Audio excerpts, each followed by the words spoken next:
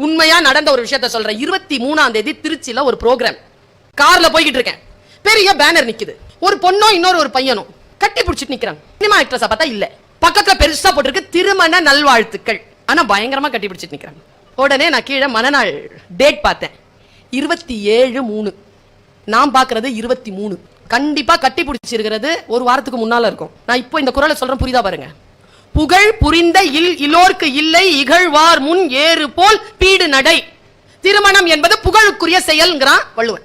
நீ திருமணம் செய்து கொள்ள போகிறாய், புகழுக்குரிய செயலை செய்ய போகிறாய், அதை ஊருக்கு அறிவிக்கிறாய், நன்று. ஆனால் 2 பேரும் சேர்ந்து நின்னீங்கல்ல, இது 28ஆம் தேதி தோன்றி இருந்தால் புகழ். சரியா சொன்னா? கம்முன்னு இருந்தா நாங்களும் அந்த மாதிரி செஞ்சிருக்கிறோமே நம்ம பிள்ளைகளுக்கு. இந்த அம்மா இப்ப வந்து சொல்லுது. தமிழ் மரபுன்னு ஒண்ணு இருக்கா இல்லையா? நமக்கான மரபை யார் காப்பாற்றுவது? நாம் தான் காப்பாற்ற வேண்டும். எந்தையும் தாயும் மகிழ்ந்து குலாவி இருந்தது இந்நாடு என்கிறான் பாரதி.